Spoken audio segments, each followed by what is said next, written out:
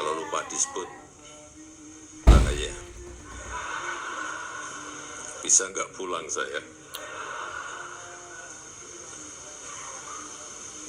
Yang saya hormati Panglima TNI beserta Kapolri yang juga hadir pada malam hari ini, seluruh Forkompinda Provinsi Kalimantan Barat, Gubernur Provinsi Kalimantan Barat,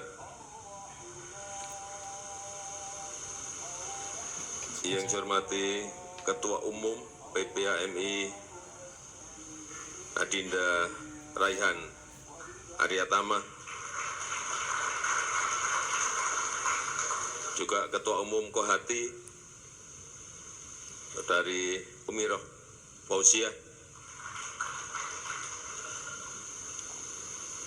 dan seluruh jajaran pengurus pusat dan daerah HMI serta Kohati se-Indonesia yang hadir pada malam hari ini, seluruh tokoh masyarakat, tokoh agama yang saya hormati, hadirin dan undangan yang berbahagia.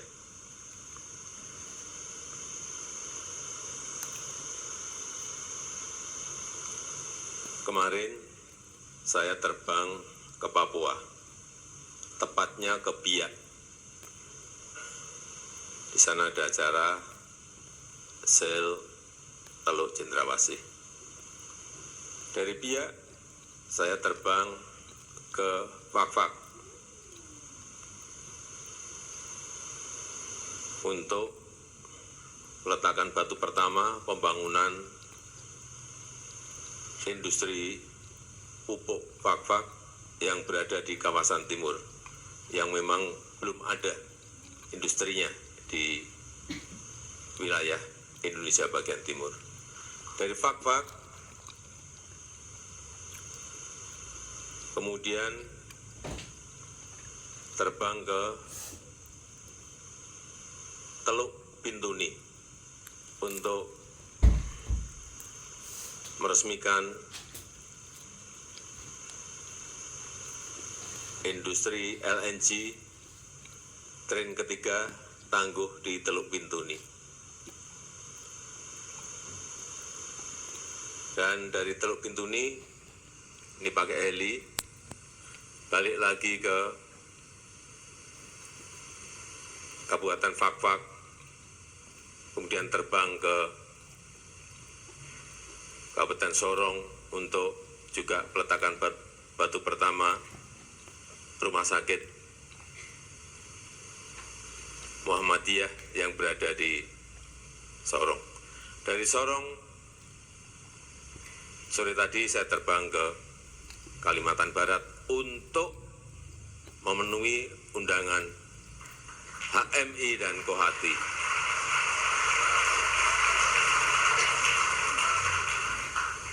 Capek enggak? Ya itu memang tugas presiden seperti itu.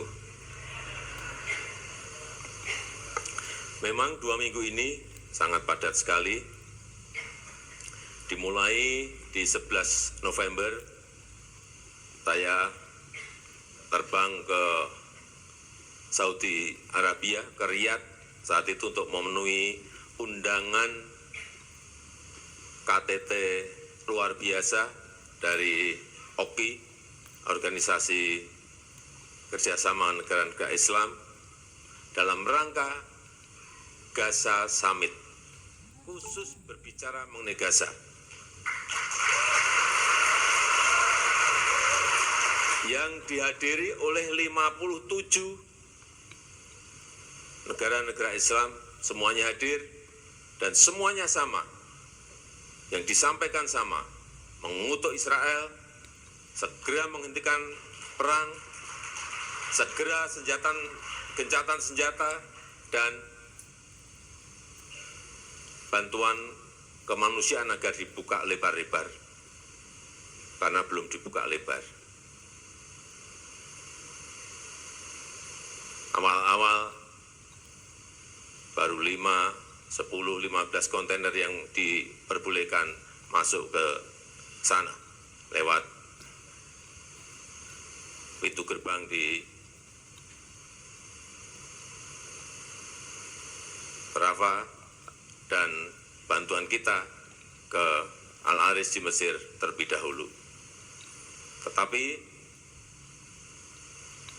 dengan desakan yang kita berikan, sekarang sudah bisa mencapai kurang lebih 100 kontainer per hari yang bisa masuk ke Gaza. Yang dibutuhkan kira-kira hampir 500 kontainer per harinya.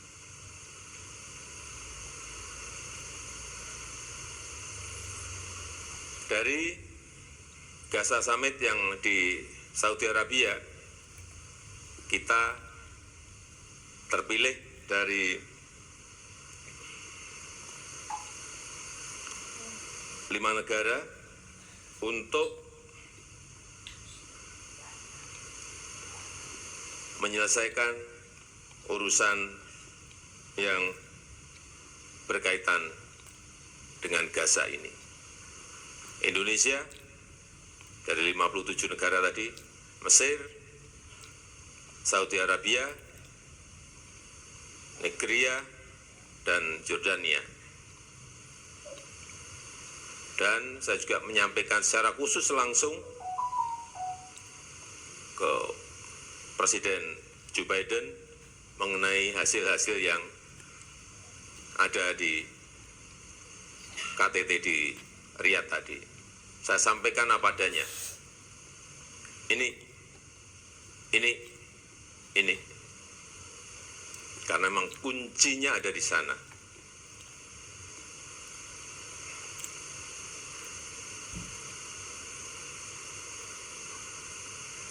Kemudian juga saya sampaikan sekali lagi, setelah saya sampaikan di Gedung Putih, saya sampaikan lagi di KTT APEC, juga hal yang sama. Supaya semuanya mendengar betapa penderitaan di Gaza ini sebuah penderitaan yang luar biasa kalau kita baca hampir setiap hari berita-berita yang ada. Yang meninggal sudah lebih dari 15.000. 60% adalah wanita dan anak-anak yang tidak tahu apa-apa. Inilah perang yang kadang-kadang kita kalau berpikir dalam dunia yang sangat modern seperti ini, masih ada perang di Ukraina, tambah lagi di Gaza. Inilah situasi geopolitik yang kita hadapi pada saat awal-awal perang di Ukraina. Kita tenang-tenang karena merasa perangnya di negara yang sangat jauh dari kita. Tetapi ternyata perang di sana juga berdampak kepada kita. Dampaknya adalah harga gandum naik, harga pupuk naik, karena ternyata bahan pupuk yang kita produksi di Indonesia, bahan bakunya berasal dari Ukraina dan Rusia. Gandum, 11 juta ton gandum yang kita impor, 30% itu berasal dari Ukraina dan dari Rusia. Saat saya bertemu dengan Presiden Zelensky, Presiden Zelensky menyampaikan stok gandum yang ada di Ukraina ada 77 juta ton, berhenti dan tidak bisa keluar kemana-mana. Artinya negara-negara yang membutuhkan gandum itu menjadi tidak ada. Ketemu Presiden Putin menyampaikan hal yang sama. Presiden Jokowi, di Rusia sekarang ini ada stok kurang lebih 130 juta ton, berhenti dan tidak bisa dikirim ke negara lain yang biasanya membutuhkan. Artinya total sudah 207 juta ton gandum yang tidak bisa keluar dari Ukraina dan Rusia. Betapa kelihatannya perangnya di sana, tapi semua negara merasakan karena harga gandum naik, harga pupuk naik karena akibat perang. Yang kita juga tidak tahu di Gaza, kalau perangnya ini tidak segera berhenti, imbasnya bisa ke seluruh negara di dunia. Yang kita takutkan, perangnya kalau melebar, bukan hanya Israel dan Palestina, tapi nanti dengan Hizbullah berarti di Lebanon, dengan Houthi nanti di Yaman, dengan ISIS di Syria, tambah lagi dengan Iran. Problemnya adalah bukan perangnya di sana, tapi harga minyak akan naik. Kalau naiknya hanya 1% nggak apa-apa. Tapi kalau perang itu betul-betul melebar, kita nggak tahu harga minyak akan sampai jatuh di harga berapa. Kalau harga minyak naik, artinya seluruh harga barang-barang juga akan ikut naik.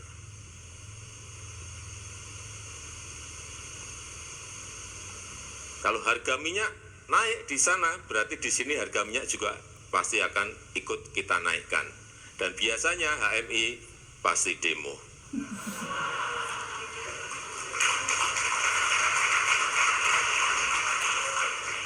Nggak apa-apa, itu kan menyampaikan aspirasi. Betapa kalau ada sebuah kenaikan harga minyak, semua harga pasti akan ikut naik. Dunia ini kan belum pulih, dari pandemi belum pulih. Kita alhamdulillah sudah pulih dari sisi kesehatan, juga sudah pulih dari sisi ekonomi. Ini patut kita syukuri. Coba negara lain, bayangkan negara lain. Pandeminya, kesehatannya bisa diselesaikan, tapi ekonominya tidak bisa diselesaikan. Ada 96 negara saat ini yang masuk menjadi pasiennya IMF. 96 negara. Inilah kondisi-kondisi yang ingin saya sampaikan, karena ini ada tantangan ke depan kita. Tantangan kita ke depan yang paling banyak adalah tantangan eksternal yang harus dihadapi oleh pemimpin ke depan. Dan kepemimpinan ke depan sangat-sangat menentukan. Di tahun 2024, tahun 2029, tahun 2034, itu sangat menentukan negara kita bisa melompat menjadi negara maju atau tidak. Biasanya, dalam sebuah peradaban negara, itu ada satu kali kesempatan. Kalau tidak bisa menggunakan kesempatan itu, sulit bagi sebuah negara untuk masuk ke jajaran negara maju. Peluang kita ada, kesempatan kita ada, opportunity-nya ada, tapi juga tantangannya sangat banyak.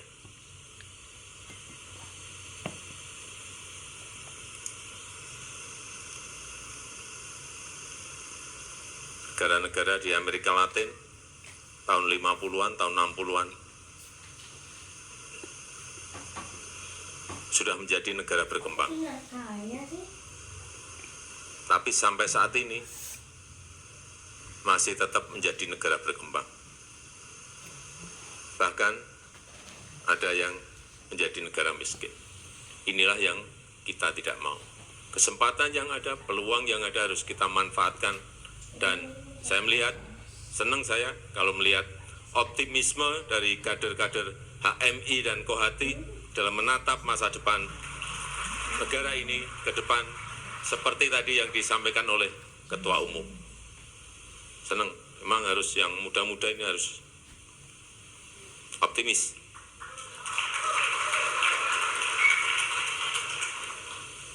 Ada tantangan, kita ketahui, tapi tidak usah pesimis, tidak usah takut, tidak usah khawatir. Optimisme perlu, tetapi juga memang perlu realistis.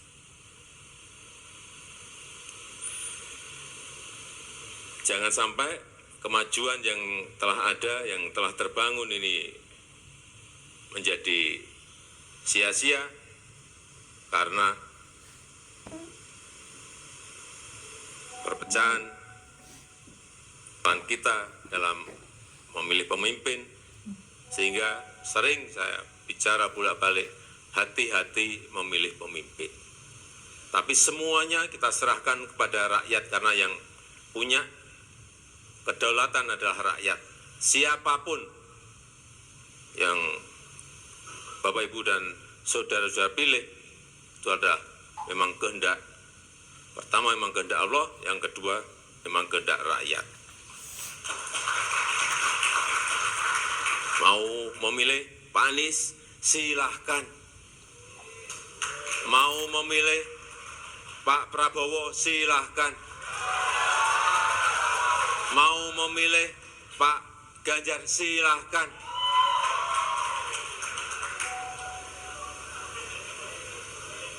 Karena asal jangan memilih Pak Bahlil.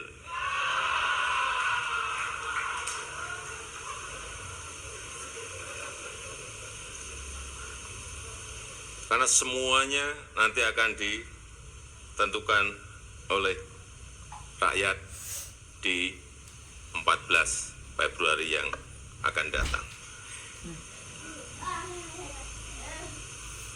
Oleh sebab itu, sekali lagi saya berharap AMI dapat selalu aktif mengawal perjalanan sejarah Indonesia, menjaga persatuan dan perdamaian bangsa menuju Indonesia maju yang kita cita-citakan. Yakin, usaha sampai.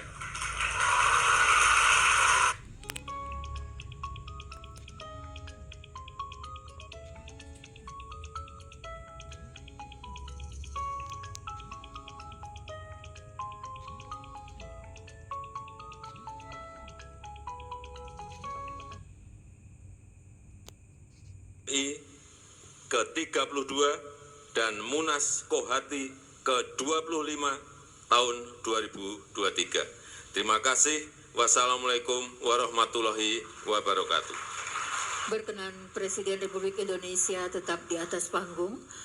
Kami mengundang Menteri Koordinator Bidang Pembangunan Manusia dan Kebudayaan, Menteri Sekretaris Negara, Penjabat Gubernur Kalimantan Barat, Ketua Pengurus Besar Himpunan Mahasiswa Islam, dan Ketua Umum Korps AMI Wati.